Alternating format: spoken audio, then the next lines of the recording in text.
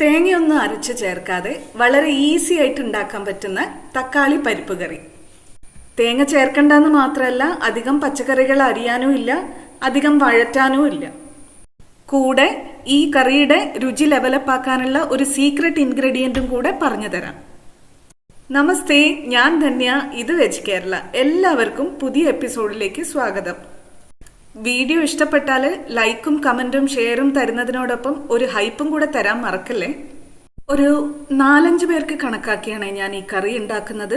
അതിനുവേണ്ടി ഞാൻ ആദ്യം എടുത്തിട്ടുള്ളത് തുവരപ്പരിപ്പ് ഒരു 1/4 കപ്പ്. അത് കുതിർത്ത് വെക്കുന്നതിന് മുന്നേയുള്ള അളവാണ് ഈ 1/4 കപ്പ് എന്നുള്ളത്. അതിനുശേഷം ഒരു 30 മിനിറ്റ് സോക്കിംഗ് ടൈം കൊടുത്തിട്ടുണ്ട്, കുതിർത്ത് വെച്ചിട്ടുണ്ട് 30 മിനിറ്റ്. അതിൻ്റെ കൂടെ തന്നെ ഞാൻ എടുത്തിട്ടുള്ളത് 1/4 കപ്പ് ചെറുപയർ പരിപ്പാണ്. അതും സോക്ക് ചെയ്യുന്നതിന് കുതിർക്കുന്നതിന് മുന്നേ ഉള്ള അളവാണ് ഈ 1/4 കപ്പ് എന്നുള്ളത്. അതിനുശേഷം 30 മിനിറ്റ് അതും കുതിർത്ത് വെച്ചിട്ടുണ്ട്. ഈ പരിപ്പുകൾ രണ്ടും കൂടി ടോട്ടൽ 1 കപ്പ് വരും കേട്ടോ. ഈ പരിപ്പുകൾ എടുക്കുന്ന റേഷ്യോ നിങ്ങളുടെ ഇഷ്ടത്തിനായിക്കോളൂ കേട്ടോ, കുഴപ്പമൊന്നുമില്ല. കാരണം പലർക്കും പല പരിപ്പുകളാണ് ഇഷ്ടം. പക്ഷെ ഈ ഒരു കറിക്ക് തൂരപ്പരിപ്പ് കുറച്ച് കൂടുതലായിട്ടുണ്ടെങ്കിൽ ഒരു പ്രത്യേക ടേസ്റ്റ് തോന്നിയിട്ടുണ്ട്. ഈ തക്കാളി പരിപ്പ് കറിയിൽ പരിപ്പുകൾക്കുള്ള അത്ര തന്നെ പ്രാധാന്യം തക്കാളിക്കും ഉണ്ട്. അതുകൊണ്ട് ഇതിലേക്ക് ഞാൻ എടുത്തിട്ടുള്ളത് 3 വലിയ തക്കാളിയാണ്. അത് ഏകദേശം ഇതുപോലെ കട്ട് ചെയ്ത് എടുത്തിട്ടുണ്ട് കേട്ടോ.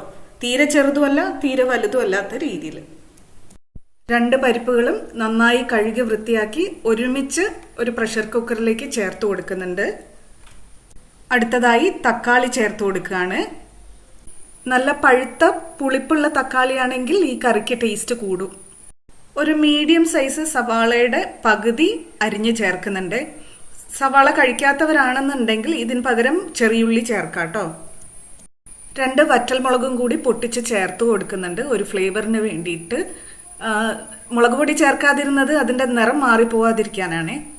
എനിക്കൊരു മഞ്ഞ അല്ലെങ്കിൽ ഓറഞ്ചിഷ് കളറിലാണ് ഈ കറി വേണ്ടത്.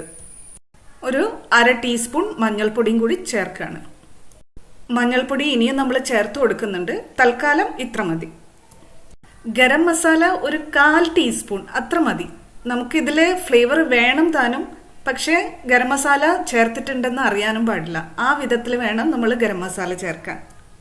വെളിച്ചെണ്ണ ചേർക്കണം 1 ടീസ്പൂൺ. തിളച്ച് മറിയാതിരിക്കാനും ഒരു ഫ്ലേവറിനും കൂടെ വേണ്ടിയിട്ടാണ്. എല്ലാം കൂടെ ഒന്ന് നന്നായിട്ട് മിക്സ് ചെയ്ത് കൊടുക്കാം. കൈകൊണ്ടോ സ്പാച്ചുല വെച്ചിട്ടോ മിക്സ് ചെയ്ത് കൊടുക്കാം.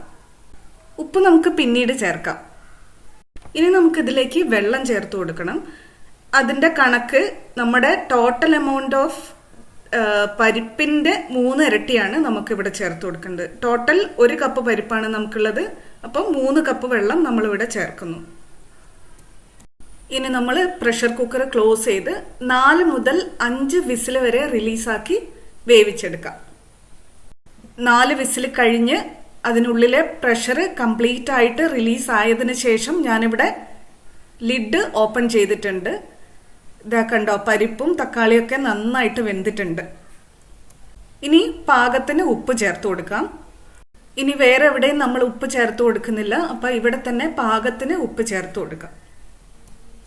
ഇനി ഒരു മാഷറോ അല്ലെങ്കിൽ ഒരു കടകോലോ അല്ലെങ്കിൽ ഒരു തവി തന്നെയോ വെച്ചിട്ട് ഇത് നന്നായിട്ട് ഉടച്ച് യോജിപ്പിച്ചു കൊടുക്കുക. ഇത് മിക്സിയിലിട്ടടിച്ച് അങ്ങ് സ്മൂത്ത് പേസ്റ്റ് ആക്കി എടുക്കൊന്നും വേണ്ട കേട്ടോ. നമുക്ക് വേണ്ട ഒരു ടെക്സ്ചർ, ഈ കറിയുടെ ടെക്സ്ചർ ഇതാണ്. ഇനി നമുക്ക് ഈ കറിയിലേക്ക് ഒരു അടിപൊളി താളിപ്പ് കൊടുക്കണ്ടേ. അതിനുവേണ്ടി ഒരു താളിക്കാൻ പാകത്തിനുള്ള ഒരു പാത്രം മീഡിയം ഫ്ലെയിമിൽ വെച്ചിട്ടുണ്ട്. അതിലേക്ക് 3 ടീസ്പൂൺ വെജിറ്റബിൾ ഓയിൽ അല്ലെങ്കിൽ വെളിച്ചെണ്ണ ചേർത്ത് കൊടുക്കാം. വെളിച്ചെണ്ണ ചൂടാകുമ്പോൾ അതിലേക്ക് 1/4 ടീസ്പൂൺ 1 മുതൽ 1/4 ടീസ്പൂൺ വരെ കടുകും ഒരു 1/4 ടീസ്പൂൺ ഉലുവയും 1/2 ടീസ്പൂൺ ജീരകവും ചേർത്ത് കൊടുക്കാം. സാധാരണ പരിപ്പ് കറിയിൽ ആരും ഉലുവ കൊണ്ട് വറുത്തിടാറില്ല, താളിപ്പ് കൊടുക്കാറില്ല. പക്ഷേ ഈ ഉലുവ കൊണ്ടുള്ള താളിപ്പ് തക്കാളിയുടെ പുളിപ്പിനോടുകൂടി നന്നായിട്ട് ചേരും. നിങ്ങൾ ഒരു പ്രാവശ്യം ഉണ്ടാക്കി നോക്കൂ കേട്ടോ. ഇങ്ങനെ കടുകും ഉലുവയൊക്കെ ഒന്ന് പൊട്ടി തുടങ്ങുമ്പോൾ അതിലേക്ക് ഒരു 4-5 അല്ലി വെളുത്തുള്ളി തോലോടുകൂടി ചതച്ചിട്ട് അതും, പിന്നെ ഒരു 3 ടേബിൾ സ്പൂൺ വട്ടത്തിലരിഞ്ഞ ചെറിയുള്ളിയും ചേർത്ത് കൊടുക്കാം. വെള്ളുള്ളി കഴിക്കാത്തവർക്ക് അത് ഒഴിവാക്കാം. ഈ സ്റ്റെപ്പിൽ ചെറിയുള്ളി മാത്രം ചേർത്ത് കൊടുക്കാം. ചെറിയുള്ളിയും വെള്ളുള്ളിയും ചേർത്ത് അതൊന്ന് ചെറുതായിട്ട് കാരമലൈസ് ആവുന്നത് വരെ വഴറ്റി കൊടുക്കാം. ഇതുപോലെ ഒന്ന് ചെറിയൊരു കാരമലൈസ് ആയി കിട്ടിയാൽ മതി. ഇനി നമ്മൾ അടുത്ത ഇൻഗ്രീഡിയൻസ് ഒക്കെ ചേർത്തിട്ട് ഇത് മിക്സ് ചെയ്യുമ്പോഴേക്കും പെർഫെക്റ്റ് ബ്രൗൺ ആയി കിട്ടും നമുക്ക്. ഒരു കാര്യം പറയാൻ വിട്ടു, നിങ്ങൾ വീഗൻ അല്ല എന്നുണ്ടെങ്കിൽ ഈ താളിപ്പ് നെയ്യിലും ചെയ്യാം കേട്ടോ. അടുത്തതായി നമ്മൾ ചേർക്കുന്നത് 1 ടേബിൾ സ്പൂൺ ചില്ലി ഫ്ലേക്സ് ആണ്, ചതച്ച ചുമന്ന മുളക്. ഇതിന് പകരം നിങ്ങൾക്ക് വേണമെങ്കിലും ചുമന്ന മുളക് പൊട്ടിച്ചും ചേർക്കാം. പക്ഷെ ചില്ലി ഫ്ലേക്സ് ചേർത്ത് കഴിഞ്ഞാൽ അതിനൊരു പ്രത്യേക മണവും ഉണ്ടാവും, നല്ലൊരു കളറും കിട്ടും താളിപ്പിന്. ചില്ലി ഫ്ലേക്സ് ചേർത്ത് ഒരു 5-6 സെക്കൻഡ് നേരം മിക്സ് ചെയ്ത് കൊടുത്ത ശേഷം നമുക്ക് ഫ്ലെയിം ഒന്ന് ഓഫ് ചെയ്യാം. എന്നിട്ട് അതിലേക്ക് ഒരു 1/4 ടീസ്പൂൺ മഞ്ഞൾപ്പൊടിയും 1/4 ടീസ്പൂൺ കായത്തിന്റെ പൊടിയും 1-2 തണ്ട് കറിവേപ്പിലയും ചേർത്ത് കൊടുക്കാം. എന്നിട്ട് നന്നായിട്ടൊന്ന് മിക്സ് ചെയ്ത് കൊടുക്കാം. ഇത്രയും ചൂട് മതി, അതിനുള്ള അപ്പമുള്ള ആ ചൂട് മതി ഇത്രയും ഇൻഗ്രീഡിയൻസിനെ ഒന്ന് പാകാവാൻ. വേണമെങ്കിൽ കറിവേപ്പില ചേർക്കുന്നത് ഉള്ളിയും വെളുത്തുള്ളിയും ചേർത്ത് വഴറ്റി ഏകദേശം ലാസ്റ്റ് ആവുമ്പോഴോ ഇല്ലെങ്കിൽ ചില്ലി ഫ്ലേക്സ് ചേർത്ത് കൊടുത്തിരുന്ന സമയത്തോ ചേർത്ത് കൊടുക്കാം. ഞാൻ കറിവേപ്പിലയുടെ നിറം മാറിപ്പോവാതിരിക്കാൻ വേണ്ടിയിട്ടാണ് ഏറ്റവും ലാസ്റ്റിലേക്ക് വെച്ചത്. കറിവേപ്പില ചേർത്ത് ഒരു 5-6 സെക്കൻഡ് മിക്സ് ചെയ്ത് കൊടുത്ത ശേഷം നമുക്ക് താളിപ്പ് കറിയിലേക്ക് ഒഴിക്കാം. ഒന്ന് മിക്സ് ചെയ്ത് കൊടുക്കാം. ഒരല്പം മല്ലിയില വേണമെങ്കിൽ മാത്രം തൂവി കൊടുക്കാം.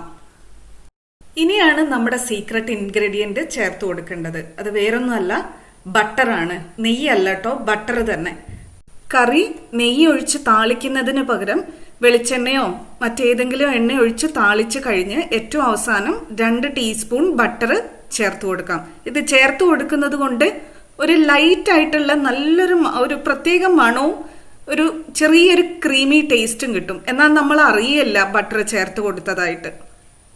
ഇനി നിങ്ങൾ വീഗൻ ആണെങ്കിൽ ബട്ടർ ചേർക്കുന്നതിന് പകരം കോക്കനട്ട് ക്രീം ഉപയോഗിക്കാം കേട്ടോ.